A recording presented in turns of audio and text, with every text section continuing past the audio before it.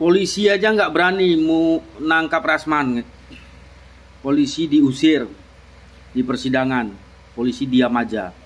Ya juga ya. Moga-moga dilihat nih sama Kapolri Pak Listio Sigit.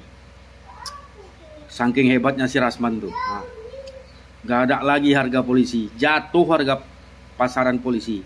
Di persidangan dibuat Rasman. Diusir ya. Iya. Ini kalau dibiarkan si Rasman, ya, terus dibiarkan lagi si pengacaranya itu, oknum pengacara itu yang naik ke atas meja, wah, besok pasti ada yang ikut mereka bikin rusuh di persidangan. Ini kita lihat ini, pihak yang berwajib berani nggak nangkap si Rasman? Tangkap Rasman, manusia besar mulut, rakyat Indonesia mendukung Bapak Polisi, tangkap dia itu. Bikin rusuh di Indonesia itu. Saya pengamen bulungan. Saya pengemis. Dan saya juga kan lawyer sebenarnya. Saya jaksa sembung. Saya ini ketua umum organisasi. Saya ini ketua umum POI, Persatuan Organ Indonesia. Saya mah anak kaki lima. Saya Salpo PP. Gue juga kan wartawan. Saya kamera. Dan saya juga rocker. Dan saya boyband. Gue punya wartawan. Gue sampai sekarang masih tercatat sebagai ketua umum wartawan. Cut. Saya juga public figure. Saya punya pabrik piring. Gue kan musisi. Gua kan bersisik. Saya vokalis juga. Dan sampai sekarang saya masih punya band rock. Saya sebenarnya basis sejak 1936. Saya tidak mengaku keturunan Rasulullah, ya belum mengakui, ya tapi udah dicatat di sini. Artinya saya juga perlu mengakui karena itu nasab saya. Aduh, kata-katanya terlalu ngeri, Mas. Kami dari kesultanan, kan saya cucunya Sultan, Mas. Saya cucu kandungnya Sultan. Saya iparnya Kim Jong Un. Saya ketua umum LSM KPK, Pak. Saya ketua umum LSM Mahkamah Konstitusi. Saya pengacara Ribo Dabo, ya. Saya waras. Mbak, angkat dulu ya. Iya. Dia naik ke atas meja persidangan ngerasa bahwa kliennya itu sedang dicekik. Tapi yang menjadi logika aku adalah dengan dia naik ke atas meja persidangan, apa yang diharapkan?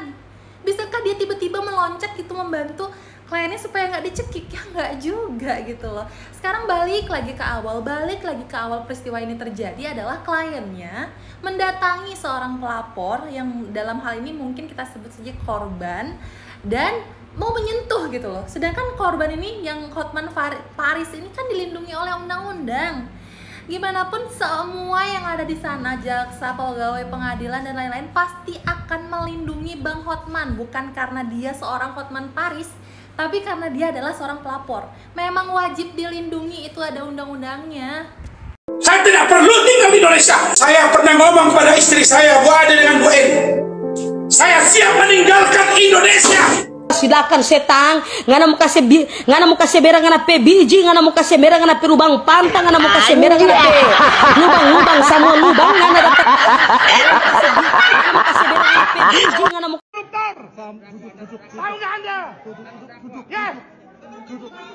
Aduh, Rasman nih gue jadi malu deh. Dulu tuh hampir aja ya gue jadi klien elu di kasusnya Vanessa Angel. Yang waktu itu ada pencemaran nama baik ya kan, dan untungnya nggak pernah tuh gue sempet bikin surat kuasa buat si Rasman ini. Waktu itu gue dikenalinnya sama Marisa Ica, terus nggak tahu kenapa pokoknya sempet press conference, minta press conference mulu ya kan, sampai pernah tuh gue ke rumahnya Rasman nih untuk press conference. Dan waktu itu ada biaya juga buat wartawan. Iya, gue ngeluarin uang buat wartawan juga berapa kali lah gitu. Curhat nih si Rasman, kesel banget sama Bang Hotman karena ngerasa dia di-cut sebagai lawyernya Dr. Richard Lee kalau nggak salah. Pokoknya waktu itu pas mau press conference kasusnya gue yang sama penyanyi dangdut itu, dia malah curhat sama gua soal Bang Hotman. Jadi kayak udah dendam lama ya, tapi itu mah urusan Mama Hotman ya, Rasman ya. Gue ngeliat lu kesini makin gak bener, makin gak respect. Itu di persidangan loh, tempat yang paling harus kita hormati, kita respect, kita punya tata krama di dalam persidangan. Mau hakimnya bagaimana kek, nggak pantas lagi lu teriak koruptor gitu. Emang lu ada bukti si hakim koruptor? Kok bisa lu gebrak meja, udah gitu anak buah lu yang katanya pengacara lu juga Firdaus naik ke atas meja, kok bisa begitu? Pakai baju pula, toga itu. Semuanya benar-benar menunjukkan SDM rendah menurut gue. Nggak punya etika, nggak punya tata krama, sangat disayangkan banget. Bayangin aja ya kalau lu bisa begitu tuh, belum aja sidang dimulai, lu marah-marah gara-gara lu ngotot minta di live-in buat di TikTok. Oh my god, gue nggak ngebayang kalau emang bener-bener bisa live TikTok kayak apa carut marutnya. Bu Hakim, terima kasih banyak udah dilarang nggak usah live, karena kita nggak akan pernah tahu spontanitas dari orang-orang kayak gitu bakalan seperti apa. Bayangin live ditonton sama semua orang termasuk anak-anak, semua bisa nonton kalau udah live TikTok ya kan. Nggak ada, ibarat katanya nggak ada filter apapun gitu, nggak bisa diedit atau disensor, nggak bisa, bahaya. Makanya Bu Hakim udah feeling tuh pasti, makanya nggak diizinin kan live. Ternyata kayak kelakuannya kayak begitu. Belum live aja udah sampai begitu, megang bahunya Bang Hotman. Itu tidak etis sama sekali. Orang menyentuh bagian privasi tubuh kita, sangat tidak etis. Terus naik ke atas meja, sangat tidak etis dengan pakaian toga, dan itu di ruang sidang dengan meja sidang yang harusnya kita hargai, kita hormati sebagai orang yang berpendidikan dan mempunyai title seorang pengacara. Ya. Jadi bagus sekali Bu Hakim tidak dikasih izin live, karena orang-orang seperti mereka ya, Rasman CS, kita nggak tahu reaksinya bakal seperti apa, spontanitasnya di live. Bahaya, temanya pun tema dewasa. Masuk TikTok lebih bahaya lagi. Tidak usah, mendingan sidang tertutup serapat-rapatnya. Tuh pendapatnya gue, Mamski. Ya, sorry ya, gue beneran deh nggak terima ngelihat persidangan di Indonesia seperti itu. Ini juga udah viral kemana-mana. Malu banget negara kita. Kok bisa ada lawyer, pengacara lompat naik ke atas meja, pakai bajunya toganya dia, terus hakimnya digebrak-gebrak mejanya, dibilang koruptor. Astagfirullahalazim. Malunya sama negara tetangga. Benahin deh, beneran deh, kalau kalian emang seorang pengacara, penegak hukum, jangan kayak gitu dong kelakuannya. Dicontoh sama generasi muda, harus punya rasa malu, harus bisa pegang dong etikanya sebagai seorang pengacara, sebagai seorang dewasa. Bang Hotman aja kalem, duduk, hormat, sopan. Biarpun Bang Hotman bling-blingnya jauh lebih berkilau daripada kalian semua tuh yang ada di situ, tapi masih bisa loh menahan emosi dengan tata krama yang tinggi. Nah itulah bedanya ya, jam terbang tinggi, beneran emang orang ada, sama nggak tahu kalian maunya live TikTok mulu. Lu jadi ini aja deh kayak gue, jadi itu host TikToker aja udah, gak usah jadi pengacara. Live aja TikTok, terjualan apa kek, helm kek, apa kek, daripada kayak begitu nyari minta live TikTok udah nyandu banget ya. Mau di live-in semuanya di TikTok, nggak semuanya bisa di live-in di TikTok, apalagi temanya tema yang dewasa kayak begitu. Apalagi nggak tahu reaksi lu bakal kayak apa di TikTok nanti, di live-in lagi. Ya Allah, dipandang sejuta mata, anak-anak muda, generasi muda, belum anak-anak kecil. Enggak, bagus Bu Hakim, saya mah setuju. Ya, Bu Hakim, Pak Hakim, semuanya tuh saya setuju. Bang Hotman, saya salut dan respect Bang. You have class, you're an educated man, you have class and you're not their level at all. We can all see that. Sukses buat Bang Hotman ya. Mamski pokoknya dukung selalu Bang Hotman 1000%. Nah, menurut kalian gimana tuh netizen, teman-teman Mamski, follower Mamski di TikTok ini?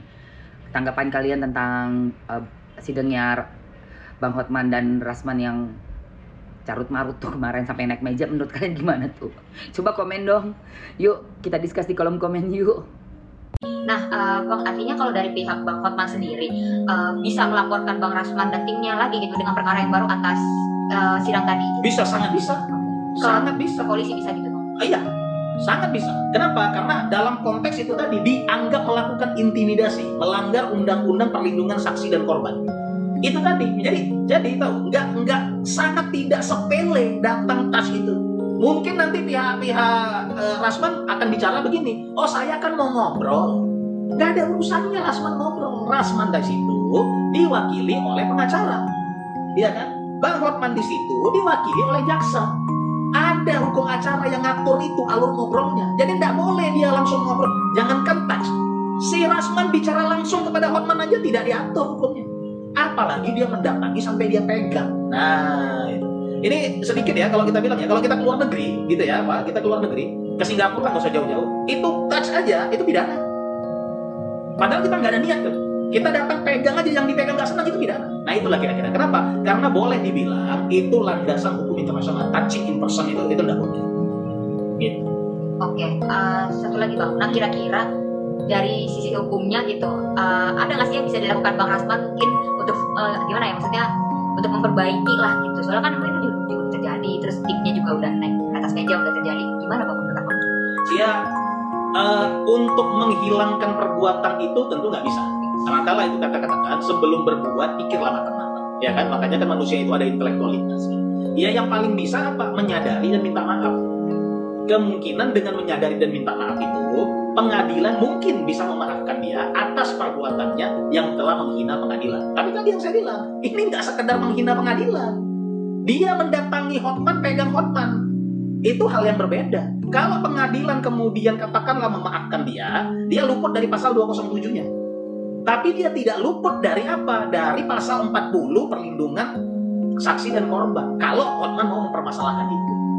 Nah, gitu. Makanya saya melihat itu tadi, aduh, sangat saya sayangkan. Offside, sangat offside. Gitu.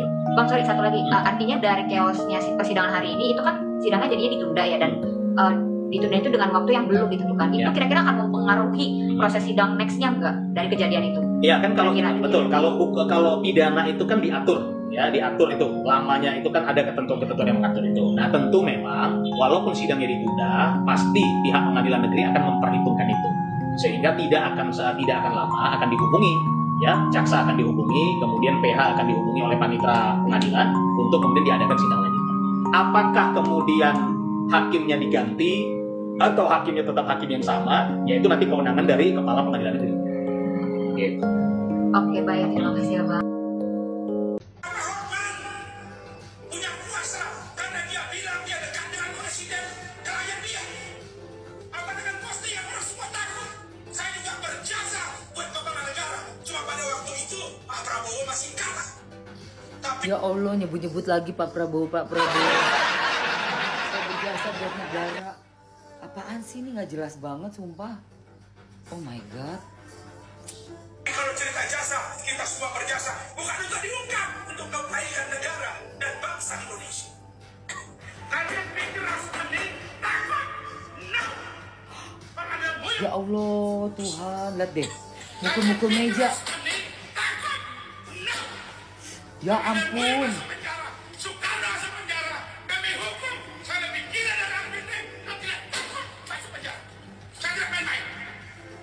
Patah tuh gelang lu. Gelang lu patah, bro. Gelang lu patah. Ampun, mukanya sampai kayak begini, gelangnya patah. Aduh, astagfirullahalazim. Gelangnya patah. Barbar sekali.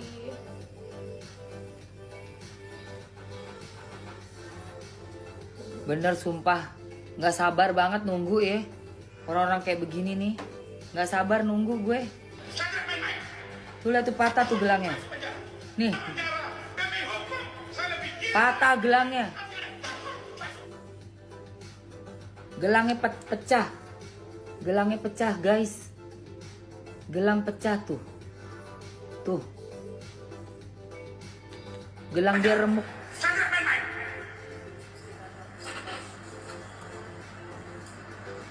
Kalian belum tahu saya. Ya ampun. Jadi, ini tidak main-main. Jadi, Rasman kelakuan lu. Tukang teriak-teriak berisik. Ketua Pengadilan Negeri Jakarta Utara untuk segera membuat laporan kepada Mahkamah Agung atas perbuatan yang sangat-sangat tidak patut dicontoh oleh seorang penegak hukum. Dalam hal ini Rasman dan kuasa hukumnya oknum pengacara Firdaus, di mana di ruang sidang Pengadilan Negeri Jakarta Utara dia menaiki meja. Bang Rasman ingin memakai baju toga saat menghadiri di ruang persidangan. Saya berhak menggunakan baju toga dan mulai sidang ke depan saya akan pakai baju toga. Karena ada teman saya yang juga di sidang dan saya lawyer. Saya buktikan saya lawyer, ada KTA dan saya sudah diperiksa oleh Dewan Kehormatan, dinyatakan tidak bersalah. Bang Rasman, sejak kapan terdakwa ini ya bisa memakai baju toga? Saya tanya itu pertama ya sama Bang Rasman ya. Jangankan memakai baju toga Bang Rasman ya toh, pakai baju derby ya boleh Bang Rasman, sah-sah saja ya. Kalau pakai baju toga, jangan lupa sekalian itu topi toganya dipakai. Nanti Bang Firdaus diajak sekalian foto bersama agar seperti kayak anak-anak yang baru wisuda itu loh. Bang bayi. Boleh Bang Rasman, boleh.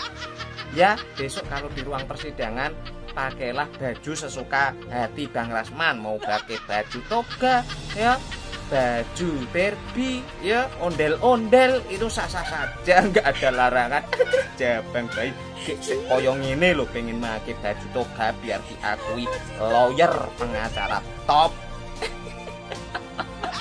Kalian pikir Rasman ini takut? No.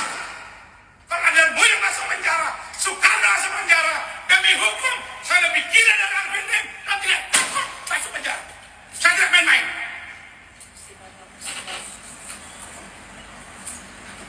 Kalian belum tahu saya. Ya guys, itu tadi adalah cuplikan Rasman marah-marah. Ini masih seputar kasus antara Rasman dan Hotman Paris mengenai pencemaran nama baik ya. Dan seperti yang kita lihat tadi, Rasman banting-banting meja sampai gelangnya tuh pecah ya. Dan terpental ya, sampai diambil tuh sama si Firdaus. Jadi kalau kata gua, dalam kasus ini yang paling dirugikan tuh bukan Rasman, bukan Hotman. Meja. Udah kedua kalinya nih. Meja terzolimi. Kemarin meja persidangan dinaikin sama si Firdaus. Sekarang meja ini nih digebrak-gebrak sama si Rasman. Bayangin loh. Yang paling dirugikan di sini adalah meja. Lihat sendiri kan lo, Rasman kalau marah-marah kayak apa? Rasman ini bahaya loh kalau marah. Bisa ngabisin 10 bungkus nasi padang. Terus bukannya apa-apa ya. Gua salvok sama bapak ini nih. Gua yakin banget dalam hatinya pasti dia berdoa tuh. Dalam hati bilang gini nih. Pak, jangan kentut Pak, semoga jangan sampai kekentutan Pak, jangan sampai kentut. Karena kan lucu ya, kalau misalnya Rasman udah teriak-teriak, nunjuk-nunjuk, marah-marah, keceplosan kentut, ya kan jadinya aneh. Sekarang gue tahu ya kenapa namanya itu Rasman atau Rasman. Keras, men laki-laki, jadi laki-laki yang keras gitu. Jadi ya beginilah jadinya, kalau udah marah, keras semuanya udah, Rasman. Ini warning juga buat polisi ya, kalau misalnya nanti Rasman di penjara, awas aja pada rontok nanti jeruji yang ada di sel ya. Hancur semua ini. Saya ini nggak tahu nih siapa yang naikkan saya ke meja. Saya sudah bilang kafir saya kalau saya tahu. Ada yang bingung nih guys. Bingung kenapa dia bisa sampai naik ke meja. Dia bingung. Jangankan dia, kita aja sebagai penonton udah jelas bingung. Dia sendiri yang naik ke meja tapi dia bingung siapa yang membuat dia naik ke meja, siapa yang mendorong dia ke atas meja. Jadi katanya dia nggak tahu apa-apa, tahu-taunya dia naik ke atas meja. Wah, ngeri. Ilusi berarti. Udah jelas-jelas kau itu salah, yang kau naik itu meja. Udah tahu kau nggak ada sopan santun, malah banyak cerita kau. Tahu kau apa meja itu? Tempat makan. Kau udah orang tua masa naik kau. Anak-anak aja kita naik meja marah kita, apalagi kau itu udah orang tua. Enggak tahu sopan santunnya. Banyak lagi alasan kau. Bukannya kau minta maaf, ini malah membela. Aduh, mengelak lagi kau. Bukannya kau minta maaf, malah rumah celek aja kalau kita datang, kalau kita sebagai tamu pasti marah orang yang punya rumah. Apalagi yang kau naikin itu kantor. Kau ya. Bentar, saya tidak tahu siapa yang menaikkan saya ke atas meja itu. Jin mungkin, Pak. Mungkin jin ya, Pak ya. Yang naikkan Bapak di atas meja. Itu pun Bapak kalau nggak ditunjuk-tunjuk, ya. Itu Bapak bakal terusin tuh naik meja, Pak. Itu kan habis Bapak ditunjuk, terus Bapak putar arah, turun. Orang Bapak aja malah maju kok. Kalau merasa Bapak dinaikin, Bapak marah dong. Turun sendiri, langsung turun gitu. Nggak maju ke depan. Itu Bapak sempat maju loh, Pak. Gak habis pikir di pikiran aku katanya, saya ada yang naikkan katanya. Mungkin jin ya, Pak ya. Itu yang naik-naik di meja itu. Siapalah, Daus apa siapa. Naik di meja sebagai seorang lawyer di ruang persidangan, terlepas sidang itu sudah ditutup atau tidak. Anda itu contempt of court. Ya, kau pakai toga masih. Ya, itu bukan melambangkan keberanian. Woi. Sadar nggak sih? Hah? Ini menurut saya, ya, Mahkamah Agung harus mencek itu. Semua ijazah-ijazahnya itu dicek. Ya. Kalau memang di dikti tidak terdaftar ijazah-ijazah ini, lawyer-lawyer, cabut saja basnya. Cabut saja basnya. Karena bas yang mengeluarkan itu kan Pengadilan Tinggi, cabut saja. Ya. Ini memalukan. Memalukan. Ya. Lawyer itu identik sebagai pejuang keadilan yang mengutamakan. Ya. Makanya saran saya kepada Mahkamah Agung, terlepas dari organisasi manapun sekarang yang mengajukan sumpah, cek ijazahnya. Kalaupun sudah dikeluarkan basnya, cek ijazahnya, karena sekarang mudah sekali mengecek ijazah melalui web di Dikti. Cek. Kalau nggak ada, cabut basnya sudah. Memalukan. Kalian sebagai penegak hukum memalukan.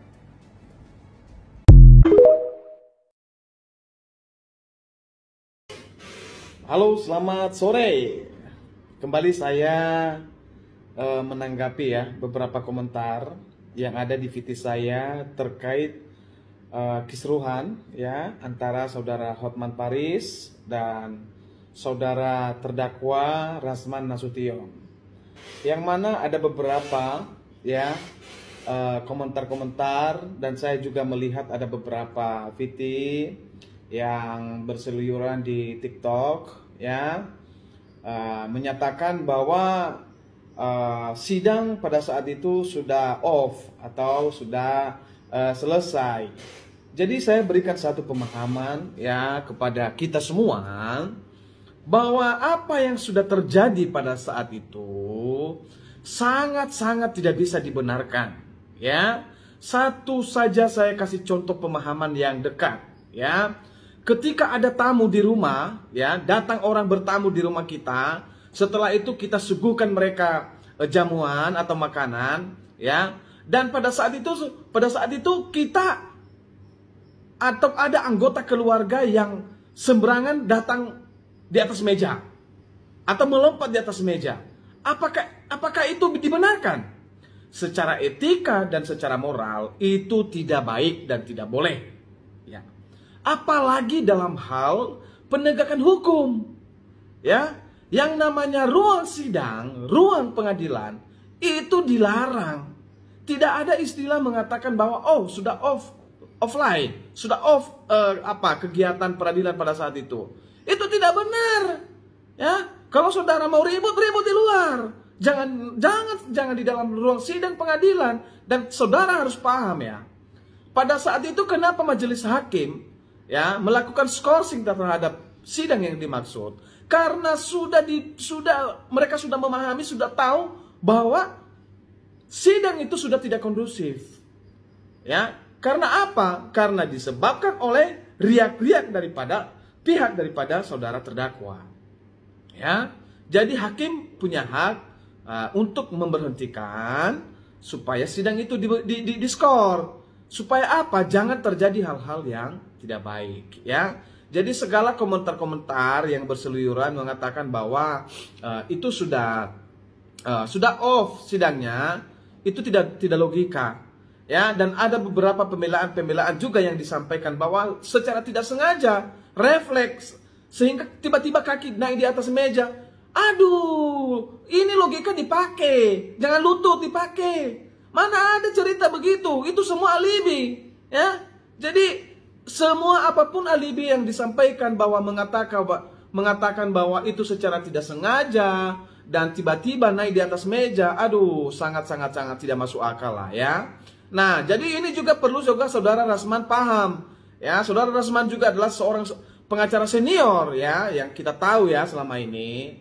Saudara itu adalah status sebagai terdakwa, ya, di sidang Pengadilan Negeri Jakarta Utara dalam perkara dugaan pencemaran nama baik, ya, yang dilaporkan oleh saudara Hotman. Nah, saudara itu telah menunjuk PH, telah menunjuk pengacara untuk mendampingin saudara di pengadilan. Lalu kenapa saudara berteriak-teriak? Kenapa saudara melebihi seorang pengacara? Ketika saudara menunjuk pengacara, maka hak saudara untuk berbicara sudah dilimpahkan kepada lawyer saudara. Jadi apapun yang saudara merasa bahwa itu adalah tidak pas, ada yang kurang berkenan, ada pelanggaran hukum, ada etika yang tidak dilaksanakan, silakan sampaikan lewat pengacaramu. Itu ruang sudah disediakan oleh negara. Jadi bukan sesuka perut, sesuka hatimu saja menyatakan bahwa begini begono, meminta hakim untuk diganti. Saudara harus tahu itu, harusnya saudara memberikan itu yang contoh baik kepada generasi-generasi seperti kami ini yang masih muda. Ya, jangan sesuka hati mengatur-ngatur ruang pengadilan itu. Dan juga kepada saudara rekan Firdaus, ya, lain kali saudara jangan begitu, ya. Dan ini kita minta tindak tegas daripada Mahkamah Agung, ya, supaya saudara ini diberikan sanksi tegas, ya. Kalau bisa itu basnya, yaitu berita acara sumpahnya dicabut oleh Mahkamah Agung supaya tidak lagi bisa beracara di tingkat peradilan manapun, baik di kepolisian, kejaksaan, di pengadilan, ya. Itu sangat mencoreng nama peradilan kita, ya. Terima kasih. Horas Yahowu, selamat sore merdeka.